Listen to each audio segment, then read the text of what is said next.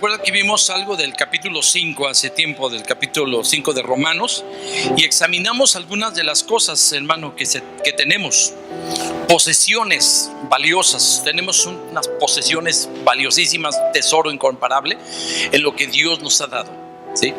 A través de la justificación, cuando Dios nos ha justificado, cuando Dios en nuestro estado de impíos, en nuestro estado de pecadores, en nuestro estado de enemigos, que eso es lo que vamos a ver hoy, hermano, Dios nos justificó, venimos a ser eso que Dios está esperando que seamos nosotros. Bendito sea Dios. Hablamos en el capítulo 5 y que una de las más o menos como 8 posesiones que tenemos paz para con Dios, dice la Biblia. Lo primero que tenemos es paz. Ya nosotros tenemos paz, ya no tenemos problema con Él, ¿sí? Ya estamos en paz con Dios. Y paz, acuérdense que dijimos que paz significa gozo, prosperidad, salud, bienestar, bien vivir, buena convivencia. Bueno, para los judíos significa es muy profundo lo que significa el shalom, la paz para ellos. Pero bueno, nosotros dijimos que mucho de esto significa. Otra cosa que también nos dice, que dice la Biblia, y tenemos acceso, tendremos a esta gracia especial de Dios. Al tener acceso, quiere decir que nosotros tenemos que echar recursos. ¿Cuándo es que usted pide un préstamo? ¿Cuando tiene dinero o cuando no lo tiene? Pues cuando no lo tiene. No tiene sentido pedir dinero si usted tiene suficiente para solventar sus necesidades. Entonces, si usted necesita algo, pues usted va y acude y busca. Bueno, eso es lo que dice la Biblia. Usted tiene acceso, ¿verdad?, con Dios, tiene acceso con el Padre, tiene acceso en sus necesidades, tiene acceso incluso hasta para ir a dar, hermano, bendito sea Dios, ¿no? Hay personas que van y ven una celebridad y no van a pedirle nada, lo que quieren es darle algo. ¿Sí o no? ¿No ha visto eso? De repente hay gente que lleva flores y le dice: no, yo no vengo a pedirte, yo vengo a darte, bendito sea Dios. Aún para eso se necesita acceso. Entonces, por la justificación, usted tiene acceso para adorar, para ofrecer sus dones, para ofrecer sus ofrendas, tiene acceso. Y dice la Biblia que también nosotros tenemos fortaleza. El versículo 3 dice: no solo esto, sino que también nos gloriamos en las tribulaciones. ¿Y qué tenemos en las tribulaciones? Bueno, tenemos fortaleza.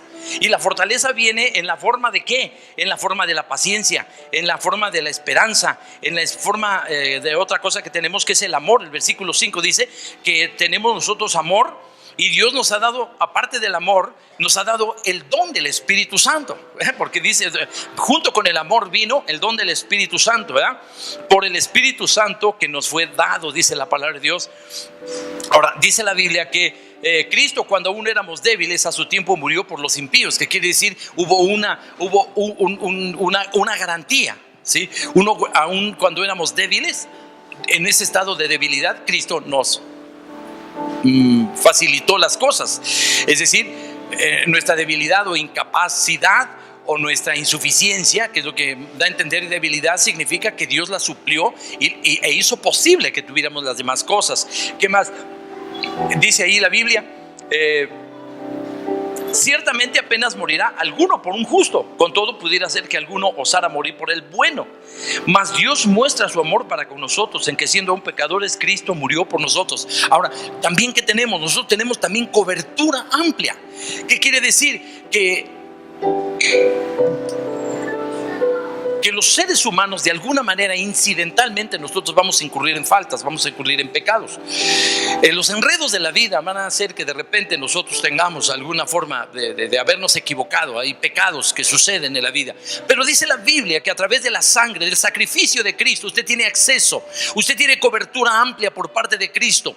Lo que la religión no puede suplir, porque no alcanza los altos estándares de Dios, pues Jesucristo para eso nos justificó en su sangre preciosa, para llenar lo que no podemos hacer, lo que no podemos alcanzar. Por medio de la justificación en Cristo, en su sangre, en su sacrificio y en su persona, nosotros lo alcanzamos, bendito sea Dios. Es decir, Dios tiene una cobertura amplia en el sentido de que si nos equivocamos, tenemos permanentemente el perdón de Dios. Si nosotros nos equivocamos, hermano, dice la Biblia que nosotros tenemos la cobertura por ese error. Es como una cobertura de autos. Si usted tiene un accidente, y la mayoría de los accidentes, casi los ocasionamos nosotros, ¿no? Y yo me refiero a esos en que imprudentemente nosotros fuimos y ocasionamos un accidente. Bueno, entonces recurrimos al seguro, y el seguro viene y cubre, ¿verdad? Aquel enorme daño que pudo haber sido. Bueno, hoy hay que el deducible y que el IVA. No, antes no lo había, pero hoy ya existe. Jesús es eso. Si nosotros nos accidentamos por nuestra imprudencia en la vida, inmoralmente, por nuestra imprudencia, pero reconocemos eso y solicitamos la ayuda de Dios, Él nos cubre. Tenemos cobertura de parte de Dios. ¿Se da cuenta? Entonces el texto nos dice que por medio de su sangre nosotros tenemos una seguridad de una amplia cobertura sobre nuestra vida. Bendito sea Dios. El versículo 9 dice: pues mucho más estando ya justificados en su sangre, por él seremos salvos de la ira. Otra cosa que nosotros tenemos aquí, añadiendo a todas las conquistas, los beneficios y los recursos que nos ha dado la justificación, ahora nosotros en este aspecto vamos a tener algo muy importante. Es la seguridad, hermano, de una posición, vamos a decirlo así, en Cristo Jesús. Dice así: pues mucho más estando ya justificados en su sangre, por él seremos salvos de la ira. Significa el haber sido librados, porque la palabra sería la correcta, librados oportunamente, librados milagrosamente, hermano, precisamente de la condenación eterna. Ser salvo de la ira significa ya no experimentar el tormento eterno por causa del pecado, ¿sí? Para eso es precisamente el haber recibido a Jesús como nuestro Señor. Y al recibirlo como nuestro Señor y Salvador, recibimos la justificación. Y la justificación significa que si yo me equivoco en algún punto de la vida, entonces tengo garantía por medio de su sangre preciosa. Esta no solamente me ayuda en mi vida temporal, en lo que tengo aquí, sino que esta preciosa sangre de Jesús, el sacrificio de Cristo, desde el primer momento que yo recibí a Jesucristo como mi Señor y Salvador, fui librado milagrosamente de la espada justiciera de Dios que había contra mi vida, del juicio punitivo por parte de Dios que había contra mí, ¿sí? Por medio de la ley que Dios se había hecho, todo lo que era contra mí contrario fue quitado de en medio, dice Colosenses 2:14, y fue clavado en la cruz de Cristo. Bendito sea el Señor. Entonces, desde el momento que yo creí en el Señor Jesús, yo fui liberado de la ira divina. Dios, por eso empezó el texto diciendo: tenemos paz para con Dios. Ya no hay condenación para nadie. Ya nadie puede vivir en condenación. Ya nadie puede vivir en angustia de qué le va a pasar, si se va a salvar o no se va a perder. Usted no se va a salvar. Usted no se va a perder, perdón. Usted no se va a perder. Sí, usted no se va a perder. Sí, eso, Dios no lo salvó para perderlo, por el amor de Dios. Dios lo va a tolerar, Dios va a esforzarse. Mire, Dios de alguna manera, si usted se equivoca, bueno, Dios ha tenido instrumentos ahí para que usted mismo se corrija. ¿Sí? Dios ha preparado todo esto, sobre todo el testimonio interno del Espíritu Santo que lo está llevando siempre, hermano, a aplicar, vamos a decirlo de alguna manera, aplicar todo el remedio que Dios ha preparado, ¿sí? Porque es lo que Dios quiere, es tener hijos sanos. Y esos hijos sanos porque tiene la medicina ahí a un lado, al alcance de la mano. Cuando le duele algo va y lo toma y se le quitó el dolor.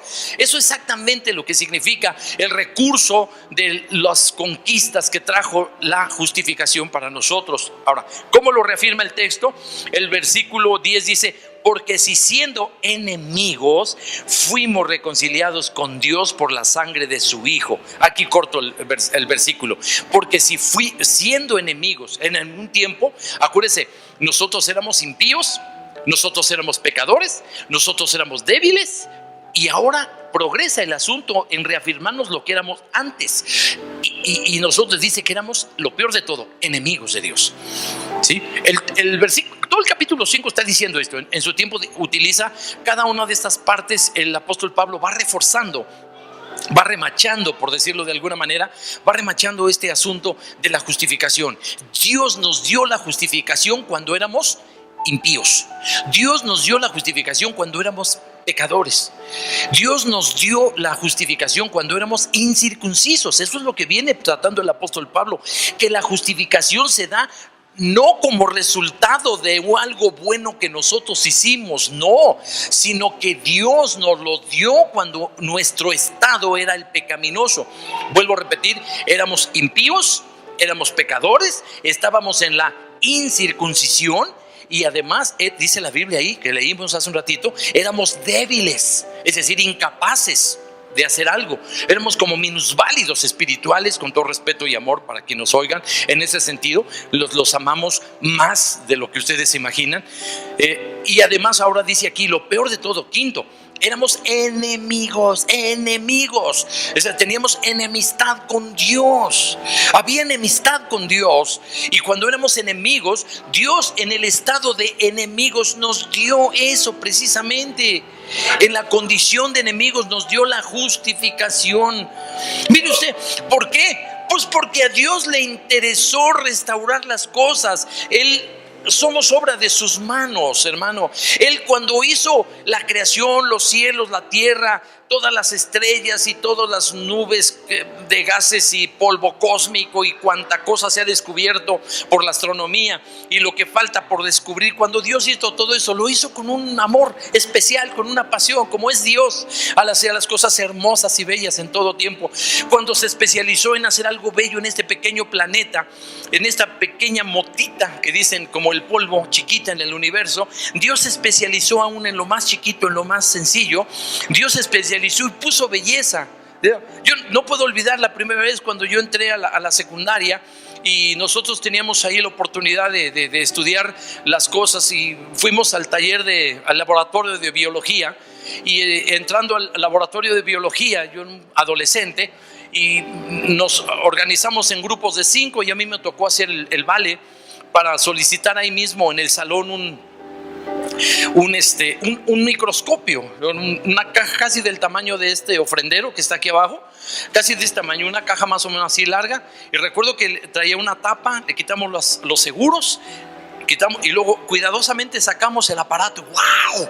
La primera vez estábamos en la secundaria, una preciosa secundaria, perfectamente bien equipada, en la secundaria 63, estudié allá por allá por rumbo a la villa. Y entonces y lo pusimos sobre la mesa, y la maestra de biología nos fue indicando qué debíamos hacer. Ahora pónganlo, ahora colóquenlo, ahora quítenle esto, ahora miren, al lado derecho hay esto y esto. Y empezamos a sacar y armamos, hermano, en ese momento armamos y sacamos aquello que habíamos traído nosotros. Cada quien trajo algo, ¿no? Nosotros nos tocó traer, por ejemplo, a mí me encargaron que yo trajera una pequeña hojita de lechuga, si podía conseguirla, y claro que la conseguí. Así que yo llevé esa pequeña hoja de lechuga y yo dije, ahora colóquenla ahí. Entonces la colocamos y cada uno de nosotros pasó a ver y vimos lo que había ahí. Qué hermosa es la estructura de esa hojita. Le colocamos la luz, todo, y estábamos nosotros ahí observando, vimos la belleza. Posteriormente, en el curso del tiempo, ya no solamente vimos plantas, sino que vimos otras cosas, seres vivos ahí adentro, y estábamos, wow, mira cómo se ve esto. Todo era hermoso, todo era bello. Imagínense, Dios se aplicó para hacer cosas bellas, cosas hermosas. Ay, Dios, pero ¿qué cree? Cuando nos hizo, cuando dijo, hagamos al hombre conforme a nuestra imagen y semejanza, Dios bendito, realmente Dios nos hizo con toda la pasión que fue capaz Él de expresar en nosotros. El Salmo 8 dice, ¿qué es el hombre para que en él piense? Sí, porque el salmista está pensando en su posición espiritual elevada, que Dios lo trasladó ahí para que viera cuán glorioso es el nombre de Jehová por toda la tierra, pero él mismo retrospectivamente ve hacia su interior y dice, ¿qué es el hombre para que en él pienses? O el hijo del hombre para que lo visites. Y luego progresa en su pensamiento y dice, lo hiciste poco menor que Elohim. Así es el original como dice, ¿verdad? Aunque en la Biblia, esta versión de Reina Valera dice, lo hiciste poco menor que los ángeles, ¿verdad? Pero más bien en la versión original, el hebreo dice, lo hiciste poco menor que Elohim. Pero no para ser igual a Dios exactamente, que quiere decir que todo lo que hay en Dios, Dios lo dio en una, dijéramos, en lo que él llama, ¿por qué no llamamos las cosas como son? En una imagen y en una semejanza. No tenemos que buscar otra palabra. Imagen y semejanza. Tomó de él todo, sin faltar nada, y lo vertió en una versión humana. Bendito sea Dios. Para que se fuera poco menor que Elohim. ¿Sí? ¿En qué sentido? En el sentido de que en esta tierra el hombre fue puesto para gobernar los animales, las aves, los animales terrestres, las aves de los cielos y los animales acuíferos. Todo cuando pasa por los senderos del mar, dice la Biblia. Los animales, bueyes, ovejas, cabras, todo eso lo puso bajo sus manos. Animales salvajes, todo lo puso en sus manos. La tierra, sus recursos, los minerales, el mar, los vientos, todo eso lo puso Dios. Dios no le dio el cielo, le dio la tierra. Bendito sea Dios. ¿Sabe quién ha codiciado el cielo? Satanás codicia el cielo, pero a nosotros Dios no nos dio el cielo es de Él. Pero nos puso hizo la tierra para los hombres, dice el profeta, para que fuese, este es Jehová Dios que hizo la tierra para que fuese habitada por los hombres. Por eso esas cosas de que vienen los fulanos del otro lado del mundo y que viene de allá de lo profundo del universo, pues sí, nadie niega que hay vida allá arriba, pues son los seres que pecaron. Toda la cantidad de huestes espirituales de maldad, sí, nadie niega eso, y eso es lo que son. Pero la tierra es para los hombres. Es mentira de que el diablo aquí, que era su tierra, que aquí fue creada. No, Señor, esta tierra, dice la Biblia, creamos lo que dice la palabra, no las especulaciones teológicas. La palabra de Dios dice: esta tierra fue hecha para que habitaran los hombres, punto. Esa es la palabra de Dios, es lo que Él dice. Esta tierra es de nosotros, bendito sea el Señor Jesucristo. ¿Ya? El sistema corrompido y alterado que se le llama mundo, pues es el de enemigo, sí. Toda la corrupción, todo lo sucio, toda la tergiversación, toda la perversión que hay sí, ese sistema que le llama la Biblia es una de las tantas palabras que se traduce mundo. El cosmos, el mundo entero está bajo el maligno, así se refiere, claro. Pero el mundo físico, material, es de nosotros. Sí, es el hombre, poco menor que Elohim, para que señoreásemos. Señorear significa administrar con justicia, como Dios administra su creación, como Dios señorea sobre los cielos, como Dios señorea, hermano, en el espacio sideral y allá en el tercer cielo, en la presencia del Dios Todopoderoso. Así Dios desea que nosotros señoreemos aquí con justicia, con equidad, con verdad, con amor, con misericordia. Eso es como tenemos que vivir, amados en Dios. Siéntase satisfecho. Usted fue hecho a la imagen y semejanza de Dios para que usted sea como un virrey en esta tierra. Alabado sea el Señor Jesús. Eso es lo que nos está diciendo el texto sagrado. Ahora en ese estado, que como enemigos, como incircuncisos y como débiles, hermano, fue que Dios nos dio la justificación, porque a Dios le interesaba recuperarnos. De ahí derivamos este pensamiento largo que expresamos, que Dios se interesó. Por eso Dios nos dio todo cuando estábamos en estado de enemistad, en estado de debilidad, en estado de incircuncisión, en estado de pecado y en estado de ¿qué más? Impíos, impiedad, en estado de impiedad. En estas 5 cosas negativas que vivíamos, Dios nos dio lo que nos dio, como Abraham. Por eso nos puso el ejemplo de Abraham, capítulo 4. Abraham, ¿cuándo le fue dada la justificación? ¿Siendo incircunciso? Sí, siendo incircunciso, como nosotros. No tuvo que ser circuncidado para recibir la justificación, la recibió antes, porque Dios le interesa. Dios quiere restaurar y recuperar a todos los hombres, el cual no quiere que ninguno perezca, sino que todos procedan al arrepentimiento, dice la palabra.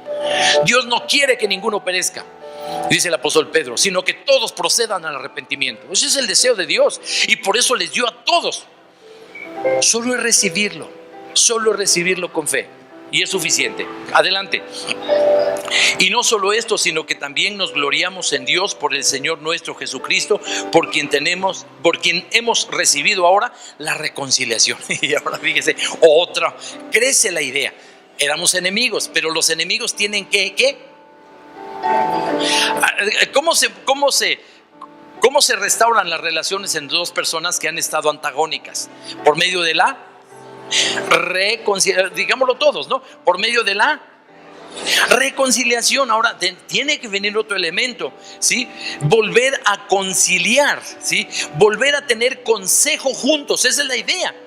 Fíjense qué tremenda es. La reconciliación quiere decir, es volver a tener consejo. Y el consejo es el participar de las cosas profundas e íntimas mutuamente.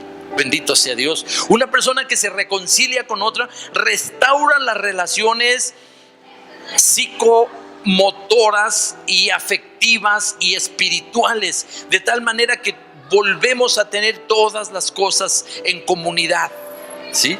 El concepto de reconciliación significa que yo vuelvo a poseer todos los derechos con los que originalmente yo fui creado. Hubiera merecido un buen gloria a Dios. Yo vuelvo a poseer todos los derechos, amado, todos los derechos con los cuales yo fui creado. E igualmente todas las relaciones, todos los accesos y todas las formas de moverme, de manejarme con Dios. ¿Sí? Eso es lo que significa la reconciliación. ¿Sí? Volver a tener consejo, volver a tener intimidad. Y usted sabe que el consejo es algo profundo, es algo que está dentro de muy profundo. La Biblia dice, el libro de Proverbios, no recuerdo ahorita la cita, pero dice el libro de Proverbios que, hermano, como aguas profundas es el consejo en el corazón del hombre, mas el hombre entendido lo alcanzará, lo hallará, lo buscará, lo encontrará. Bien, dése cuenta cómo que las cosas más íntimas y más profundas se pueden comunicar mutuamente. ¿Sí? Por eso muchas veces nuestro Padre Celestial habló acerca de los profetas de Dios que habían estado en su consejo, ¿verdad? Ese consejo maravilloso que le permitía al profeta ver y vislumbrar las cosas hermosas y verdaderas que venían, hermano, para nosotros en su tiempo. La Biblia dice que ellos lo vieron y lo saludaron de lejos, porque no era para ellos, era para nosotros. Esos son los profetas del Antiguo Testamento. Vieron la gloria de Dios. ¿Por qué? Porque ellos fueron elevados, fueron puestos en un plano así elevado en un solo instante, ¿verdad? Nosotros no tenemos la idea de que ir progresando. Debemos tener mucho cuidado para el concepto de que yo voy elevándome planos más elevados. No, Señor, no, eso no es bíblico. Usted, así dice la Biblia, el cual nos ha salvado y nos ha trasladado al reino de su amado Hijo Jesucristo. Usted no se fue por planos elevados. Eso lo dicen las religiones de misterio, otras religiones y los grupos de poder que están en oculto y que hacen sus cosas en oculto. Todos ellos se van por planos, por escalones. No, Señor. Nosotros no vamos por escalones al cielo. Nosotros fuimos de un momento. Estamos sentados con Cristo en los lugares celestiales. La Biblia dice, estamos sentados con Cristo en los lugares celestiales. En un momento así, ya. Nada de planos elevados. Bendito sea Dios. Esto es un momento así. Es un momento de fe. Eso es algo espiritual, no físico. Eso es algo espiritual. Por eso la reconciliación nos permite la posición al lado de Jesús, ¿sí? Por eso la reconciliación nos permite el tiempo de comunión de Dios con el hombre.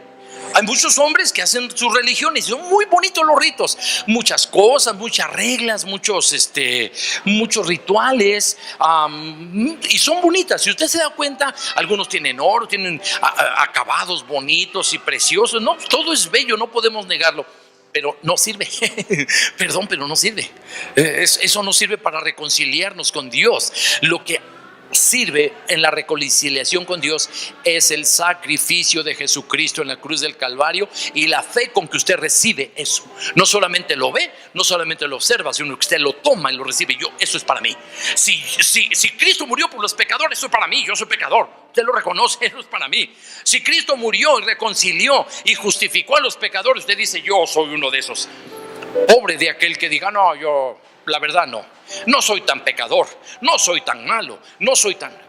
Cuidado, porque entonces usted nunca podrá ser reconciliado, porque jamás podrá ser reconciliado con Dios, porque usted está confiando en su propia justificación, porque está basada en sus obras, en sus propias obras, lo que ha aprendido de otros hombres, hermano, a practicar en asuntos religiosos.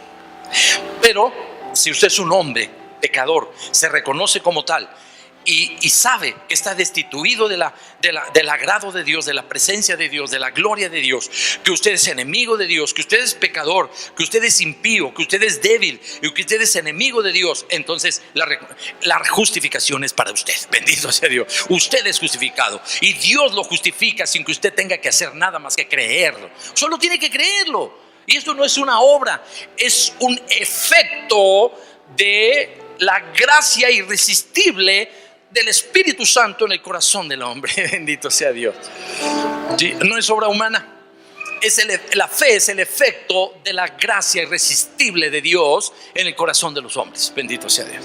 ¿Por qué está usted aquí? Por la gracia de Dios, la gracia que toca su corazón y la gracia que toca y activa, hermano, porque está la fe. Y usamos de fe siempre, todo el momento. Tenemos un uso para la fe de diferentes maneras. Y en aquel día, nosotros, los solos seres humanos y aquellos que no obedecieron a la verdad, dice que van a ser juzgados por cómo decidieron usar la fe. Algunos usan la fe para creer en la piedra, en el metal, en la pintura, en el icono o icono, como quiere usted decirle, para crear incluso hasta en lo místico, así en lo que no se ve. Usted va a ser responsable del uso de la fe, pero yo les digo una cosa: pero el creyente, el Hijo de Dios, dirigió su fe, obedeció al efecto de la gracia, se activó la fe, y al creer la fe usted creyó y usted recibió la justificación. Bendito sea Dios. Y Dios nos dio ya todo eso. Ahora tenemos derechos. La reconciliación nos permite acceso. Reconciliación quiere decir que usted no llega avergonzado delante del Padre y decir, pues es que, ¿no? O usted no se pone ahí a darle puntapiés a piedrecillas o a la basura, o le pone híjole. No, la reconciliación significa llegar y decir, papá, aleluya. La reconciliación significa venir, papá. El llamado hijo pródigo, porque se dice pródigo porque pródigo significa aquel que da mucho, que ofrece, que se desvive por regalar. Y hoy pródigo se ha convertido en sinónimo de malvado. No, pródigo significa eso, exactamente, ¿no? Pródigo significa el tipo que da, el que ofrece, el que regala, el que es muy generoso. Eso es pródigo. Bien, pródigo no es el que regresa. No. Sí, a mí me hubiera gustado otro nombre para eso, pero bueno, así ya se le conoce. Ok, entonces el retorno de ese hijo malvado, de ese hijo desleal. Nosotros los mexicanos tenemos una forma muy común de decirlo: ingrato, ¿verdad? Pues, ¿qué le falta? Gratitud, ¿verdad? O sea, aquel que no tiene gratitud con el Padre. Entonces, la palabra correcta debería ser el hijo ingrato. Ese sería, más que hijo pródigo, el hijo ingrato. A mí me gusta para eso, lo propongo. El hijo ingrato, cuando regresa el hijo ingrato, hermano, cuando el hijo está ahí, ha sido tocado por la gracia irresistible del amor de Dios. Porque un día se acordó que tenía un padre, y ese padre nunca lo conoció como un tirano, nunca lo conoció como un abusivo, nunca lo conoció como un golpeador, nunca lo conoció como un castigador. No, lo conoció como un padre severo, justo, que educó, que formó, pero sobre todas las cosas era un padre amoroso, un padre misericordioso, que amonestaba a sus siervos cuando se equivocaban, sí, pero les daba de comer, les daba techo y los consentía. Y una vez que los había regañado, después no seguía enojado con ellos, al contrario, los recibía con amor. Y él un día recordó eso. La gracia irresistible del amor de Dios entró en su corazón, alzó sus ojos, dijo: en la casa de mi padre hay multitud de pan. Y yo sé que no soy digno de ser llamado su hijo, pero iré a ver si me da trabajo de siervo. Y dice que fue. Y dice que cuando venía caminando por el camino, su padre jamás perdió la esperanza, porque Dios no pierde la esperanza de lo que comenzó a hacer usted. Él no va a perder la esperanza. Él tocó su corazón. Él estuvo ¿te cuesta trabajo? Sí, porque usted es un hombre, porque estamos limitados, porque hay veces en que se nos recarga una cosa mucho, sí, pero Dios no pierde la esperanza. Él sembró la semilla del amor, Él sembró la semilla de la fe, Él sembró la semilla también de la esperanza. Él ha sembrado semillas en usted que están fructificando para acercarlo más a Dios. Bendito sea Dios. Dele gloria al Señor, por favor. Yeah. Entonces, él caminó. Aquel hijo ingrato caminó hacia el padre y el padre a lo lejos lo vio. Mire, el padre yo no lo pudo distinguir con los ojos físicos. Mira, pecador, el Padre no te distingue por sus ojos físicos. El Padre te distingue por los ojos del amor. Los ojos del amor, hermano, no necesitan de la visión, no necesitan de la luz. Ellos pueden ver a través de esta perfección espiritual que es el amor. Y cuando vio a lo lejos una figura, él supo que era su hijo. Sus ojos físicos estaban cansados, sus ojos físicos no alcanzaban a ver a lo lejos. Él era anciano, pero su amor vio y reconoció a su hijo. Aleluya. Y reconoció y lo vio acercarse, lo contempló y su corazón se derritió de amor. Se levantó aquel anciano y ese amor le dio la fuerza física en los músculos y en los huesos para no arrastrar su cansado cuerpo, hermano, en un anciano decrépito, no, sino que lo rejuveneció instantáneamente. Y aquel anciano padre, viendo a su hijo que venía, volteó a los lados. Dicen que era una ley, no he podido comprobarlo, pero he oído muy a menudo esto.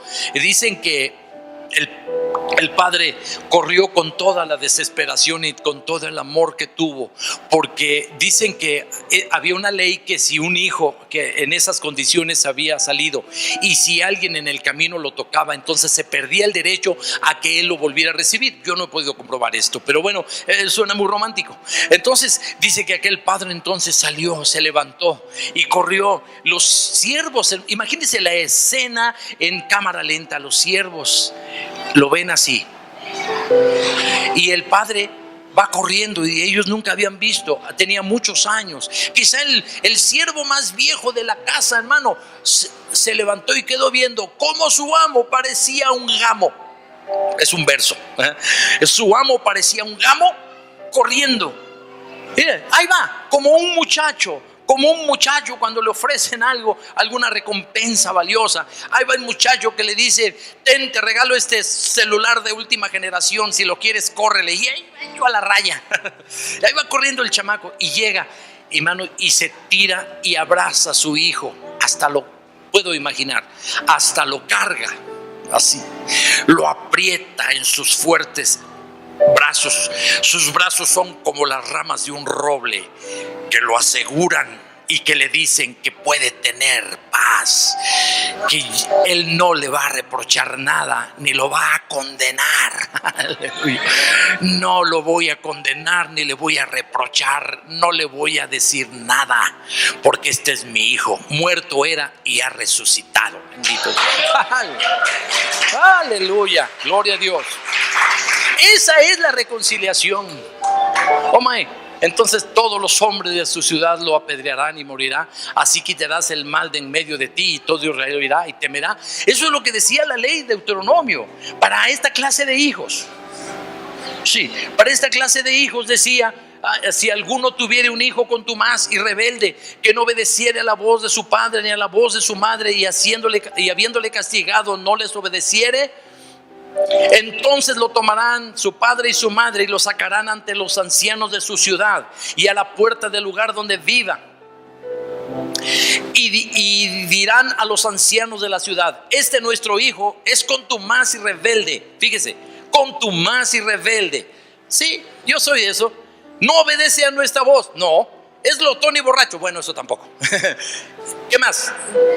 Entonces todos los hombres de su ciudad lo apedrearán y morirá. Así quitarás el mal de en medio de ti y todo Israel lo oirá y temerá. Esa era la ley. Esa era la ley y así debía ser. Pero ¿qué cree? Había una ley más poderosa, que es la ley del amor. La ley de la justificación por la fe, la ley del arrepentimiento, la ley del amor de Dios, la ley de la misericordia, la ley del nuevo comienzo. Quizá no otra oportunidad, pero sí la ley del nuevo comienzo. Bendito sea Dios. Y eso fue lo que sucedió. Por eso nosotros, hermano, fuimos alcanzados en ese estado de suciedad. ¿Qué hizo Dios? Nos devolvió la autoridad, nos puso anillo en el dedo, que significa regresarte la autoridad. Y si Dios te pone un anillo en la reconciliación, Dios te viste de vestiduras dignas. Dios te pone un anillo, Dios te calza y Dios te corona, por decirlo de alguna manera, y te devuelve toda la dignidad que no te dio. Y vamos adelante. Por eso la reconciliación para nosotros es recuperar lo que se había perdido. Bendito sea el Señor. Entonces dice que tuvimos reconciliación, ¿verdad? Después el 13 dice: pues antes de la ley había pecado en el mundo, pero donde no hay ley no se inculpa de pecado. No obstante, reinó la muerte desde Adán hasta Moisés, aún en los que no pecaron a la manera de la transgresión de Adán, el cual es figura del que había de venir. ¿Qué quiere decir esto? Que Adán solo cometió un solo pecado, ya lo vamos a ver más adelante, pero trajo muchas consecuencias, como lo veremos. Entonces dice que los demás que son pecadores no pecaron a la manera de la transgresión de Adán. Ninguno de ellos pecó en la manera de la transgresión. Es decir, nosotros no le dimos la mordida a ese fruto. No es manzana, por cierto. Es un fruto. Ya ni hay. Ese fue una sola vez. Fue nada más para probar a los hombres. Se acabó. Ese fruto ya no hay. Hay frutos para comer de todos, pero no es manzana. ¿Quién le dijo que es manzana? No. Entonces, ese fruto ya no existe, pero esa vez lo comió Adán. Nosotros no hicimos ese mismo pecado, pero hemos hecho muchos otros, pero aún así vino la justificación. Dice que a pesar de todo reinó la muerte desde Adán ¿por qué hasta Moisés? Pues que hasta Moisés es como Dios revela su ley, aunque previamente Dios tenía escrita la ley en el corazón de los hombres para que se ajustara a ese modelo de vida que tenía Dios. Entonces, cuando el hombre que pecó reconoce en su interior esa ley de Dios. Y muchas culturas plasman la ley de Dios en sus mandamientos individuales religiosos. Una prueba de ello, y que algunos científicos se pierden y se vuelven un poquito así medio paranoicos en el sentido de que no, Moisés le copió a Hammurabi. No, señor, cállese. ¿Sí? El código de Hammurabi no es otra cosa sino algo parecido a la ley de Moisés. Sí. ¿Por qué? Pues porque la ley de Dios está impresa en las tablas de nuestro corazón, pero Dios no quería solamente ese documento. Por eso hay una etapa en que los hombres, hermanos, viven conforme a su conciencia. Los dispensacionalistas le llaman la dispensación de la conciencia, ¿sí? Es decir, a partir de entonces el hombre se gobierna por los dictados de su conciencia. Y evidentemente ahí estaba escrita la ley de Dios, porque al ser hechos a la imagen y semejanza de Dios, todo lo que Dios hizo y el amor con que nos hizo plasmó también su estándar o su estilo de vida, su manera, su forma, su característica de vida, también lo plasmó sobre nosotros. Y eso, hermano, obedece a una ley interna, que es precisamente la ley que después Dios revelaría a través de Moisés.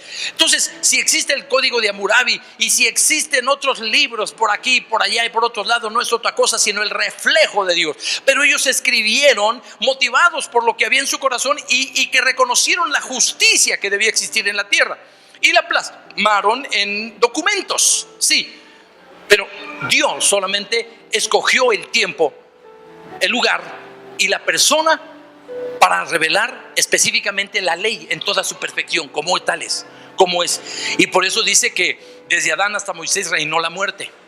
Y Dios necesitaba un documento externo, físico, fuera del corazón, hermano, que fuera un testimonio público para toda la gente, que fuera una prueba, hermano, sobre la cual los hombres tenían que, hermano, ser juzgados. Entonces, por eso Dios trajo la ley hasta Moisés y se reconoció.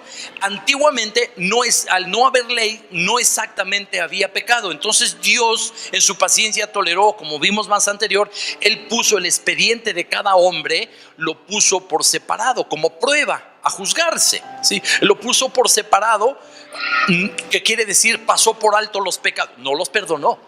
Él no perdonó esos pecados en su momento, Él perdonó civilmente algunos, pero el pecado moral, el pecado espiritual no fue perdonado. Él fue puesto por alto, es decir, el expediente fue archivado para usarlo posteriormente. Muchos tienen un expediente archivado que será utilizado el día del juicio, ¿va? Desde Adán a la fecha, los que se hayan perdido. Ok, pero no vamos a ahondar en eso. Entonces, ¿Qué fue lo que Dios hizo? Revelar ahora sí la ley para que toda la gente entendiera y todos quedaran bajo pecado. Dice, el propósito de la ley es que todos, absolutamente todos, quedáramos ya por la misma ley sentenciados, como dijimos hace unas semanas atrás, sentenciados y desahuciados por la enfermedad mortífera que es el pecado, y sentenciados porque las consecuencias punitivas que atrae el pecado sobre el pecador. Ok, y sigue adelante diciendo, pero el don no fue como la transgresión, porque así perdóneme. Pero el don no fue como la transgresión, porque si por la transgresión de aquel uno murieron los muchos, abundaron mucho más para los muchos la gracia y el don de Dios por la gracia de un hombre, Jesucristo. Ahora, en este juego de palabras tenemos que explicar algo. ¿Qué dice ahí? El don no fue como la transgresión. ¿Qué significa? Está hablando aquí del don de la gracia o el don de la justificación. Sí, de eso tenemos que aclararlo. Bueno, no fue como la transgresión, es decir, no fue en la misma medida, sí, sino que tiene que ser más abundante. El don no vino como para equilibrar la transgresión, no, sino que fue mucho más. Tuvo que ser mucho más grande. Por ahí hay una filosofía que dice que para que todas las cosas funcionen bien en el universo o en la creación o lo que usted quiera pensar, hermano, necesita haber dos fuerzas, hermano, que se igualen, que se equiparen o que se balanceen unas con otras para mantener el equilibrio en el universo. No sé, creo que algunos le llaman yin yang y esas cosas, ¿no? Esos dos cuernos que están ahí en los símbolos de las religiones orientales, ¿no? Por ahí, esos dos cuernitos que están entrelazados. Usted ve un poquito más, con más cuidado, usted se ve que hay dos cuernos ahí, están entrelazados así. Son dos cuernos que tienen un origen oculto, ¿sí? Nada más que disimuladamente están dentro de un círculo y amarraditos, ¿sí? Sí, así son las religiones ocultas. Bien, ese equilibrio que proponen ellos no tiene nada que ver con el evangelio, porque no es la verdad. Dios no necesita el mal para poder subsistir. Eso es lo que está diciendo. Y Dios no necesita el mal para mantener, hermano, con vida este universo. Lo que este universo tiene es la tolerancia y la paciencia y el amor, la misericordia y la compasión de Dios. Mire, Dios no tiene problema para hacer lo que luego hacemos con un mosquito cuando vuela. ¡Pum! Se acabó. Dios podía agarrar este planeta y mire así, mire, ¡plas! Y se acabó, ya. Eso lo podía hacer, pero Dios tiene amor, compasión, paciencia, misericordia. Eso es lo que Dios tiene. Y en su paciencia está esperando que todos, Dios es infinitamente paciencia, esperando que todos procedamos al arrepentimiento. Alabado sea Dios. Eso está esperando Él. Él está esperando que se junte el número de los redimidos también. Alabado sea su nombre. Entonces, ve usted, hermano, que el don no va a ser equiparable como con la transgresión. No, el don es algo de Dios, es algo grande, es algo poderoso, es algo inmenso. Y por eso cuando Dios lo da en multitud. Ahora, ¿qué quiere decir? Que entonces hubo muchas transgresiones, hubo muchos pecados. Cada uno de nosotros lleva miles y miles de pecados, ¿verdad? Y cada hombre en esta tierra que ha vivido y los que todavía van a vivir van a llevar miles y miles de pecados en cantidades. Entonces, ¿sabe qué es lo que Dios va a hacer? Mire lo que dice. Entonces, y con el don no sucede como con el caso de aquel que uno que pecó, porque ciertamente el juicio vino a causa de un solo pecado para condenación, pero el don vino a causa de muchas transgresiones para justificación. Es decir, el don de Dios vino a causa de muchas transgresiones. Esto puso a prueba la paciencia infinita de Dios. Todo este sistema puso a prueba la paciencia de Dios.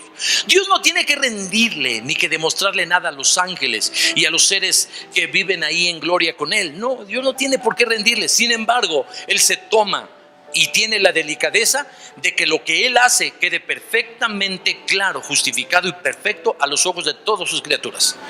Entonces Él toleró el pecado, abundó el pecado, creció infinitamente, así casi infinitamente, porque solo Dios es infinito, creció en gran abundancia. Entonces, ¿qué Dios hizo? En medio de esa abundancia, dirigió la justificación a los hombres, bendito sea Dios. Él regaló la salvación, regaló en la persona de nuestro Señor Jesucristo.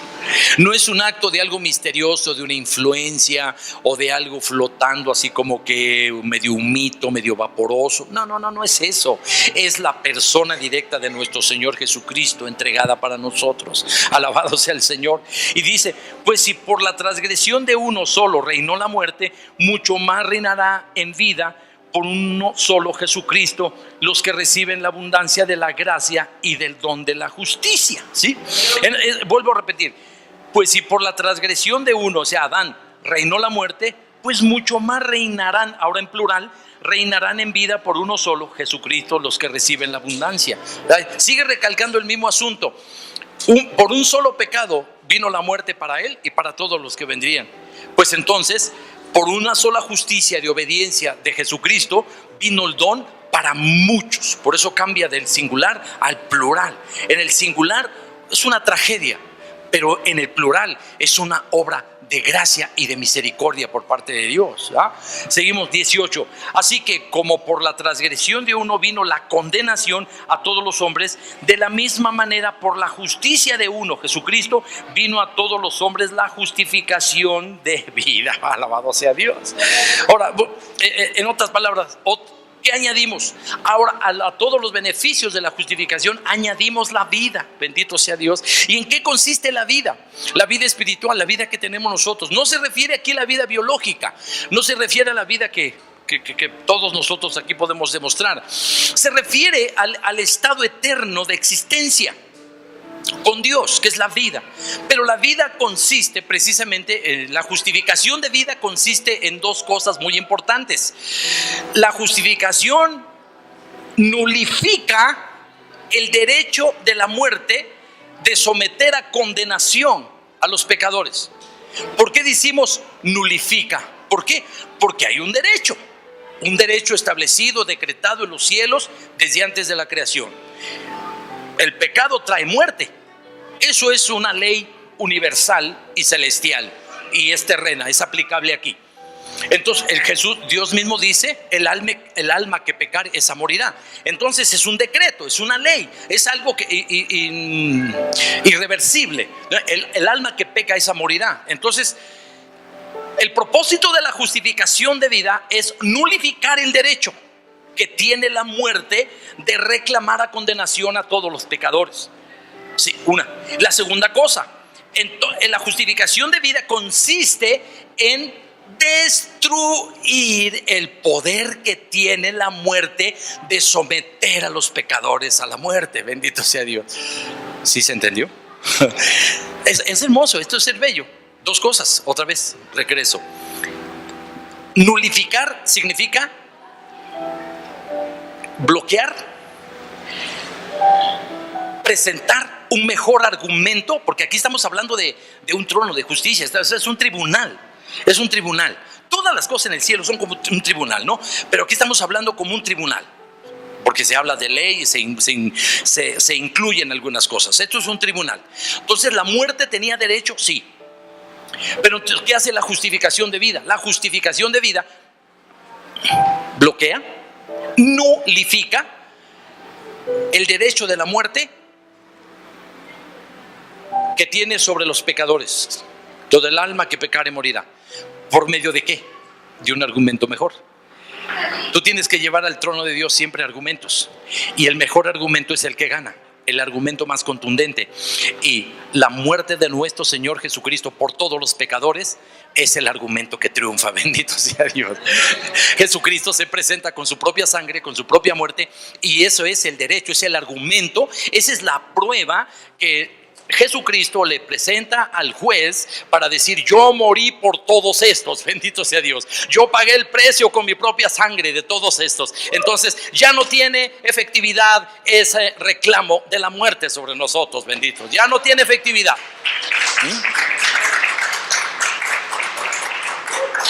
Junto a eso va lo siguiente.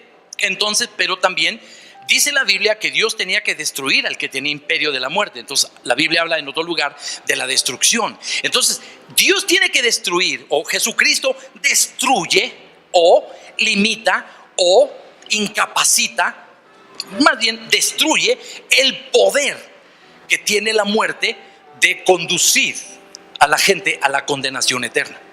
¿Sí? Entonces estas dos cosas hacen la justificación de vida. Así es, la justificación de vida nos trae todo eso. Y continúa diciendo esto: así que porque así como por la desobediencia de un hombre los muchos fueron constituidos pecadores, así también por la obediencia de uno los muchos serán constituidos justos. Si usted se da cuenta, aquí vienen dos situaciones. Por un lado se presenta a Adán como padre de los que cayeron, padre de los pecadores, padre de los desobedientes, padre de los transgresores, porque transgredir significa violar la ley. Sí, pero se nos presenta a Jesucristo como padre de los obedientes, como padre de los justos, de los justificados. Él es padre de todas las criaturas que obedecen y aman al Señor Jesucristo, al Señor nuestro Dios. Entonces, como por uno, dice, vuelvo a leer, porque así como por la desobediencia de un hombre los muchos fueron constituidos pecadores, así también por la obediencia de uno los muchos serán constituidos justos. Entonces, la obediencia de Jesucristo sirve para que la justificación aplique a todos los hombres, a todos los pecadores, a muchos pecadores. Bueno, termina. Pero el 20 dice: pero la ley se introdujo para que el pecado abundase. Ya lo explicamos más atrás. Mas cuando el pecado abundó, sobreabundó la gracia. ¿Sí? Viene aquí, decimos que está fuera de lugar, pero es correcto, ¿no? Como lo puso el Espíritu Santo, está bien. Bien. Entonces vuelve a recalcar el asunto. El pecado abundó, entonces tenía que sobreabundar la gracia. Y termina el versículo diciendo, 21, para que así como el pecado reinó para muerte, así también la gracia reine por la justicia para la vida eterna mediante Jesucristo Señor nuestro. Bendito sea Dios. Abajo de este contrato hay una firma. ¿Cómo se llama esa firma? No lo está leyendo. Léalo, por favor. El final del versículo quedó firmado para toda la eternidad. Alguien puso su firma ahí. Alguien puso su sello. Alguien puso su rúbrica. ¿Quién se llama? Dice ahí claramente: para que así como el pecado reinó para muerte, así también la gracia reine por la justicia para vida eterna mediante Jesucristo Señor nuestro. Firmado, amigos, firmado. Ya nadie puede revocarlo, nadie puede romper ese contrato, nadie puede romper ese pacto. Bendito sea Dios. Lo firmó Jesucristo nuestro Señor. Ahí está su rúbrica, ahí está su firma, y lo firmó con su propia sangre. Bendito sea Dios. Entonces, ¿cuál es el problema? Comencemos a disfrutar de lo que Dios nos dio y vivamos la vida como justificados. Bendito sea el Señor. Esa es la justificación. Hasta le perdí la cuenta a todos los beneficios que nos da el capítulo 5 de la justificación. Entonces, yo quiero que en esta mañana, en esta tarde, se pongan de pie los justificados nada más.